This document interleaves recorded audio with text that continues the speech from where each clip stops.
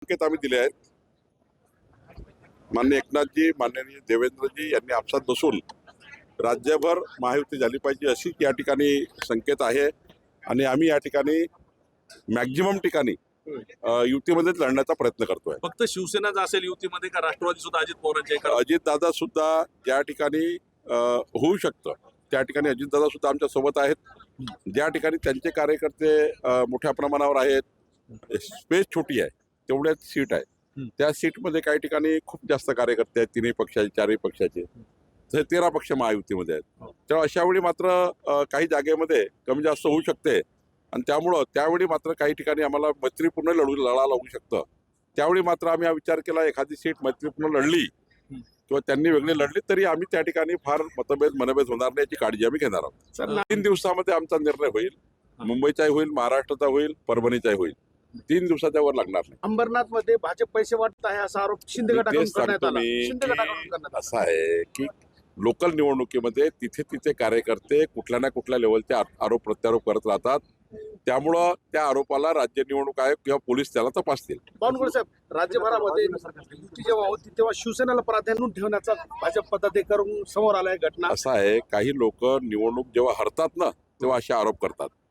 निवडणुकीमध्ये हारतात तेव्हा मशीन खराब झाली, मशीन बंद झाली, त्या ठिकाणी मतदार यादी बरोबर नव्हती, आम्हाला त्या ठिकाणी मतदानाला जाऊ दिलं नाही, असे वगैरे आरोप होत राहतात. पण समजा एखादी घटना सत्य असेल तर राज्य निवडणूक आयोग आणि पोलीस त्यांची खबरदारी घेतील.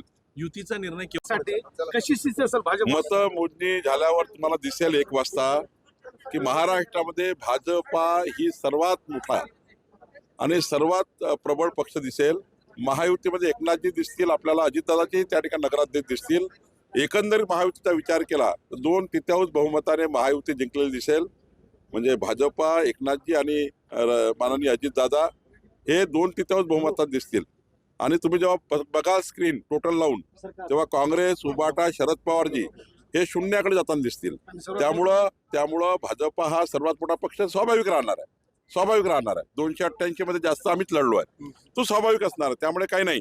पण महायुती, मी आता एवढं सांगेल, महाराष्ट्राच्या इतिहासामध्ये आतापर्यंत स्थानिक स्वराज्य संस्थेमध्ये, नगरपालिकेमध्ये कधी भाजपला एवढं मोठं बहुमत मिळालं नाही. तेवढं बहुमत नगरपालिकेला यावेळी आपल्याला दिसेल हे या ठिकाणी आपल्याला आवर्जून सांगतो. पदाधिकाऱ्यांच्या नाराज हा, पाथरीच्या पदाधिकाऱ्याला मी समजावलं आहे, त्याची मी बैठक घेणार आहे. ते आमचे कार्यकर्ते नाराज होतात पण लवकर समजतात. प्रकार समोर आला. कुठेच अजितदादाला बाजूला ठेवलं नाही. आम्ही चर्चा करूनच लढतो आहे. अजितदादालाही त्या गोष्टी मान्य आहे. कुठेही अजितदादाला बाजूला ठेवलं नाही आहे. अजितदादा चर्चा करूनच लढतायत. त्यांना जिथं वाटतं ते वेगळे लढतायत.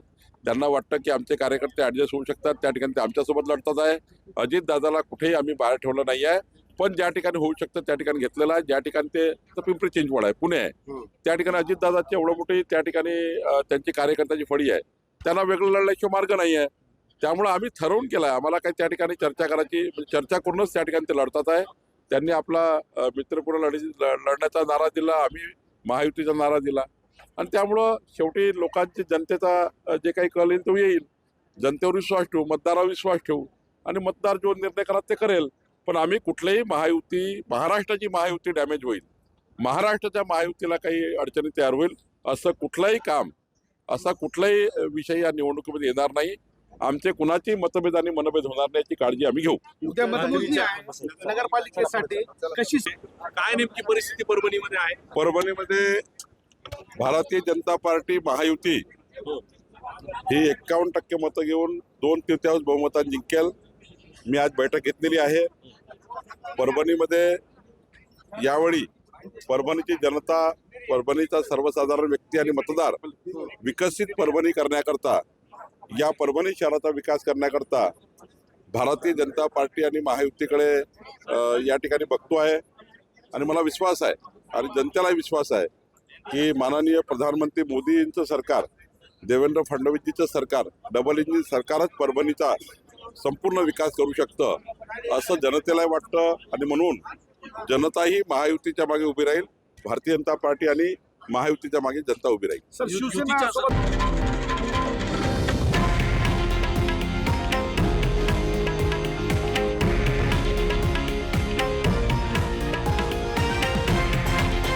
हे आहे देशातील नंबर 1 न्यूज नेटवर्क आणि आपण पाहत आहात TV9 मराठी, एकमेव